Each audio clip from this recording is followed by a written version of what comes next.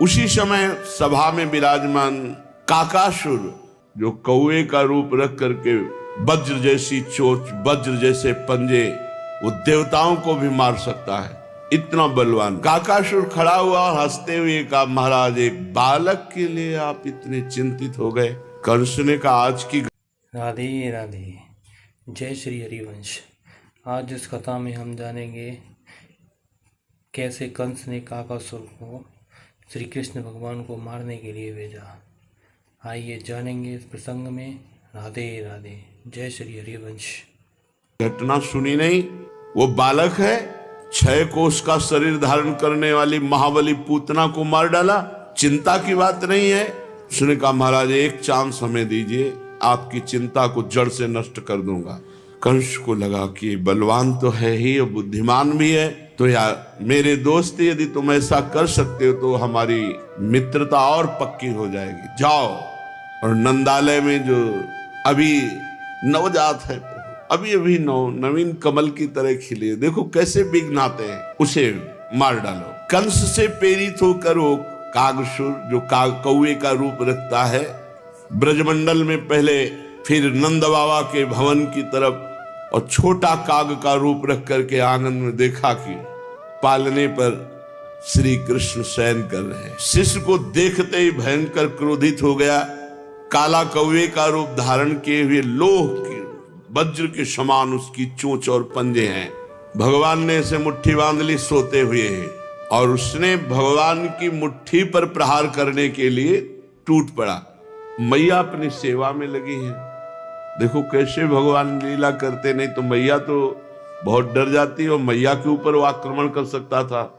तो मैया सेवा में गई, लाला पालने पे शयन कर रहे, शयन करते ही मुट्ठी बांध ली और उसने प्रहार किया। बाईं मुट्ठी पर चमकते हुए अपने नख, जो वज्र के समान हैं, प्रहार किया। भगवान ने जब बाईं मुट्ठी पर प्रहार किया तो दाएं हाथ से गला पकड़ लिया उसका। कंठ चापी बहुबार फिरायो, गही पटक्यो नृप पास पर्यो। वहीं से घुमा के मारा कि कंस के सामने मुंह भरा गिरा जाके। कंस ने देखा है काकासुर है, अभी तो सभा में कह के गया था कि अभी गए तुम चिंतित हो, अभी मैं मार के आता हूं। कंस के सामने गिरा, एक पहर तक औषधियां पवाई गई, तब कुछ उसमें शुद्ध आई, फिर भी गला बहुत दर्द कर रहा था।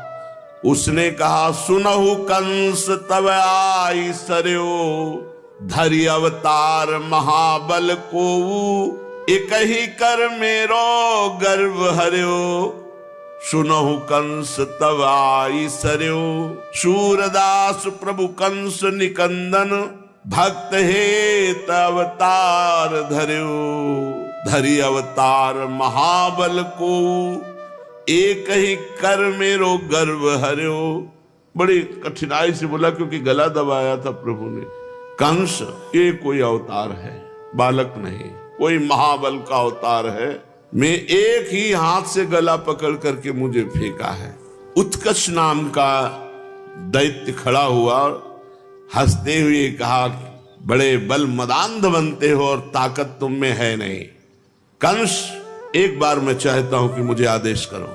ये उत्कच हिरणाक्ष का पुत्र है। चाक्षुष मनवंतर से पूर्व की बात है। एक दिन ये उत्कच लोमस ऋषि के आश्रम में जा पहुंचा। बड़ा सुंदर तपोवन देखकर उसे ईर्ष्या हुई कि ऋषि का ऐसा आश्रम। उसने बड़ा शरीर बनाया और पूरे आश्रम को उजाड़ना शुरू कर दिया। कोमल हृदय लोमस जी उसे क्षमा करना चाहते थे, पर वो अपना उद्दंडता नहीं बंद किया। कहा कि शांत हो जा और जा। तब वो देखा कि ये दुर्मति मानेगा नहीं, तो उन्होंने कहा, विदेहो बहुत दुर्मते, जा, तुझे अपने देह का बड़ा अहंकार, तेरा देह अभी पतन हो जाए। विदेहो बहुत दुर्मते, वाक्य पूरा नहीं हुआ कि उत्कच का पूरा शरीर ऐसे गलित हो गया, खत्म। अब वायु रूप में वो पुकार पुकार के कह रहा, क्षमा करो हे ईश्वर, मैं बार बार आपसे जीवन दान चाहता हूं, क्षमा करो, मैं बहुत कष्ट में हूं। महात्माओं को गुस्सा पानी में जैसे लकीर करे ना, बस ऐसे होता है गुस्सा। वो भी उसके कल्याण के लिए होता। कभी अपने स्वार्थ की पूर्ति में बाधा पड़ने पर क्रोध नहीं होता। जब परमार्थ में बाधा होती तब उनको क्रोध आता है, और वो भी क्रोध एक क्षण के लिए, जैसे पानी में लकीर खींचो खत्म। बड़ी अनुकंपा, बड़ा दुलार करने लगे। अच्छा तुम्हें बहुत पीड़ा है, थोड़े दिन तो तुम्हें कष्ट भोगना पड़ेगा। सच्चिदानंद भगवान श्री कृष्ण का जब अवतार होगा तब उनके हाथ से तुम्हारा उद्धार हो जाएगा, तुम अपने स्वरूप को प्राप्त हो जाओगे।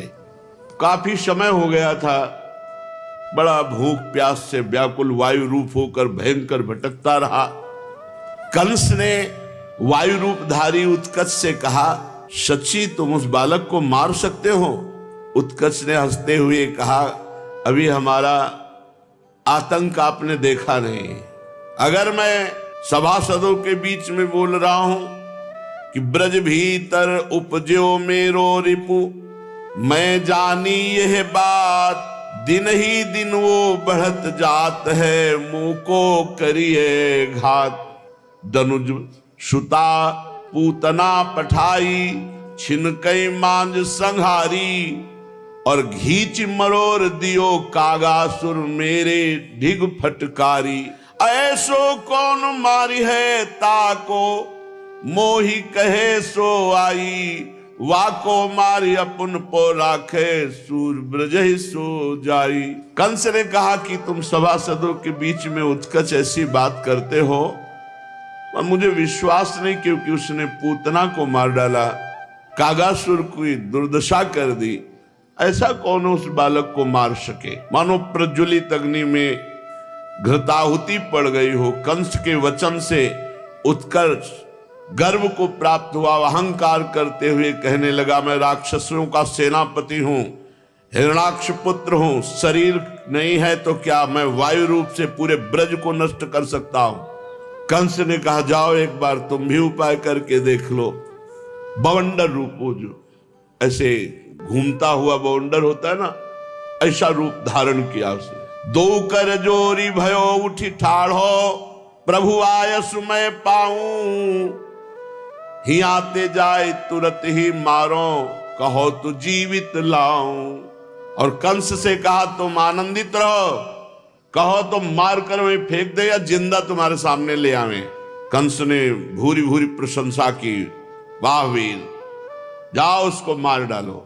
ब्रजेंद्र नंदन के प्राण हरण का संकल्प करके वो भीषण दैत्य ब्रज की तरफ चला मथुरा से, और ब्रजेंद्र नंदन योगींद्र मुनिंद्र दुर्लभ चरणारविंद, उनको मारने की, जो काल के भी महाकाल है। बीच बीच में घबराहट पैदा हो जाती, पूतना को मार डाला, कागासुर की दुर्दशा कर दी। कहीं ऐसा तो नहीं कि मेरा शरीर तो लोमस जी ने ले लिया और जान ये ले ले। बीच बीच में घबरा जाता है, फिर रुक जाता है, फिर हिम्मत किया, और बाबा के महल की सीमा पर आकर राउंड लगा रहा है। वो जो ऐसे चलता ना, घूमता हुआ वायु चक्रवात, ऐसे मानो बाबा के महल की परिक्रमा कर रहा हो, चारों तरफ वो घूम रहा है। शरद और हेमंत की संधि का प्रभात है, चारों तरफ आनंद ही आनंद ब्रजमंडल में छाया हुआ है। ब्रजेंद्र गृहिणी यशोदा मैया आज रोज उत्सव हो रहा है, कभी नक्षत्र का उत्सव, कभी ये उत्सव, उत्सव स्वरूप ही वो उत्सव की व्यवस्था में लगी हैं। रोज ब्राह्मणों को बुलाना, अभिषेक कराना, दान देना, ब्राह्मणों को भोग पवाना, गौओं की पूजा करना, ब्रजवासियों को बुलाना, उनको पवाना, रोज उत्सव हो रहा है। रोहिणी जी के सहित वो सेवा में लगे हैं, पर धीरे से एक बार सेवा करते करते लाला का दर्शन कर लेते। सुखपूर्वक लाला शयन कर रहा है। अगर जरा सा भी शंका हुई तो दौड़ करके पहुंच जाती है नजदीक, लाला को गोद में उठाती है, दुग्ध पान कराती, फिर शयन करा देती है।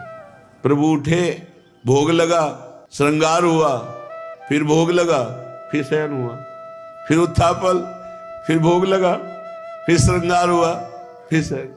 यही तो है, यही अष्टयाम सेवा कर रही है यशोदा मैया।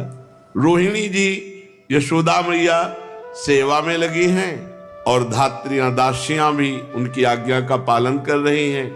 कभी कभी प्रभु बड़े जोर से किलकार मारते हैं, दौड़ पड़ती है धात्री, यशोदा जी, रोहिणी जी नजदीक आती, छोटे छोटे वाद्य रखे, झुनझुनाए, ऐसे ऐसे अखिल कोटि ब्रह्मांड नायक प्रभु किलकारियां मारते हैं।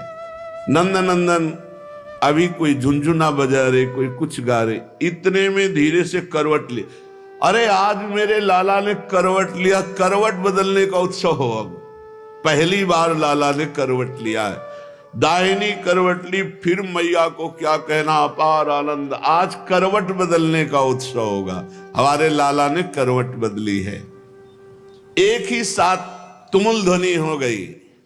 बाबा को सूचना करो, ब्राह्मणों को बुला, अरे लाडले है, मंत्रोच्चारण करें, उनको गौएं दान करो। लाला ने करवट स्वयं बदली है, स्वयं करवट ली है। यशोदा मैया मुख चुम्बन करती हैं, हृदय से लगाती हैं। इतने में ये समाचार सुनकर लाला ने करवट बदली है, बाबा और बूढ़े बूढ़े गोप आ गए। बाबा आए, आज मेरे लाला ने करवट बदली, महोत्सव हो, नहीं महामहोत्सव हो, पूरे ब्रजमंडल को पवाओ। आज लाला स्वयं अपनी शक्ति से करवट बदला है। बाबा ये शक्ति दे रखा, नहीं देखा कि लाला छाती में चढ़ के पूतला को मारा, कागासुर को मरोड़ दिया। ये वात्सल्य में नहीं दिखाई देता। उनको लगता है भगवान मेरे नारायण ने मेरे बालक की रक्षा की। नंद द्वार पर शंख ध्वनि, दुंदुभी, भेरी, वेणु, बीणा, मृदंग, ये सब बाजे बजने लगे। मंगल गान करती हुई ब्रजांगनाएं नंद महल में आने लगी। धान्य, दूर्वा, हरिद्रा, चंदन, मांगलिक द्रव्य हाथ में लेकर गोपियों का दल वेदज्ञ ब्राह्मण ब्रजेंद्र नंदन ने समस्त ब्रह्म ऋषियों के चरण धोए और स्वर्ण के पात्रों में भर भर करके रत्न अन्न राशियां दान की। सुंदर बहुमूल्य वस्त्र, रत्नाभूषण, मणिमालाएं, ये सब ब्रह्म ऋषियों को दान की। फिर करोड़ों की संख्या में गौदान किया, नंद उपनंद सब। और जहां भगवान है वहां कभी कमी नहीं होती। करोड़ दान करे तो कई करोड़ राधा राधा राधा राधा राधा व्यवस्था हो जाती है। ब्रजेंद्र की पूजा से संतुष्ट ब्राह्मणों ने आशीर्वाद दिया, लाला चिरजीवी है। ये हृदय से आशीर्वाद देते हैं। महिलाएं जो ब्रज युवतियां हैं, वो जो गांव के गीत गाए जाते हैं, अपने गीत गा रही हैं। ब्रजरानी ने उट्टन लगा करके लाला को स्नान कराया। जब ऊपर से जल डालते तो लाला किलकारी करता है। देखो भावना में, देखो सुख मिलता है भावना में डूबने से। बड़ी सी थाल है, पहले गोदी में लेकर के अंगराग उट्टन लगाती, फिर बीच थाल में खड़ी कर देती और अनुकूल जल के द्वारा प्रभु का अभिषेक, स्नान करा रहे। प्रभु कैसे आनंदित हो रहे, घुंघराली अलकावली, विशाल नेत्र, श्याम कांति, मुस्कुरा रहे हैं, किलकारी कर, जैसे जल डाले ना तो ऐसे नहीं हो, ऐसे बाल गोविंद। जो युवतियां हैं वो गीत गा रही हैं, सर्वांग जल से अभिषिक्त करके स्नान कराकर मैया अपने अंचल से पूछती है। बाद में गोद में लेकर के गोरोचन का तिलक लगाती है। फिर अनामिका से अच्छी तरह पोंछ करके काजल लेती है और बड़े बड़े अरविंदाक्ष नेत्रों में काजल लगाती है। आंजते समय जब काजल लगाती है तो बालक रोने नहीं लगते, तो रोने जैसा प्रभु कर भैया पुचकार, नहीं नहीं नहीं, रोना नहीं, रोना नहीं, काजल ऐसे लगा रही। ये सुख मिलता है उपासना से। जिनके सूर्य और चंद्र नेत्रों से प्रकाशित होते हैं, उनको प्रकाश मिलता है उन आंखों में, यशोदा में। और प्रभु रोने जैसा करते तो पुचकारते, रोना नहीं, रोना नहीं, पर वो रो ही देते हैं। तो मैया जल्दी से अपने दुग्ध को उनके मुख में डाल, फिर पुचकार करके हे पर ब्रह्म परमात्मा को कैसा दुलार। यही तो भाव में दम है। जगत के माता पिता वही हैं और उनको गोद में यशोदा मैया दुलार कर रही है। जब मीठा मीठा अनुकूल दुग्ध मैया का मुख में जाता है तो काजल लगे हुए नेत्र से नंदनंदन मां की तरफ देखते हैं। मां राधा राधा राधा राधा राधा राधा राधा हाल हो जाती है, आत्मविस्मृत सी हो जाती है। कुछ ब्राह्मण आए कुशा हाथ में लिए हुए और शांति कुंभ जल से आर्द बना बना कर मंत्रोच्चारण करके भगवान के ऊपर ऐसे छिड़क रहे हैं, शांति पाठ करते जा रहे हैं। प्रोक्षण छोटी छोटी बूंदें जल की पड़ रही हैं तो नंदनंदन सो जाते हैं। हाँ बढ़िया, कुशा से छिड़क रहे ना ठंडी ठंडी जल की, प्रभु आंख बंद कर लेते हैं और पूरी लीला देखने के बाद फिर हम पकड़ेंगे। राधा राधा राधा राधा राधा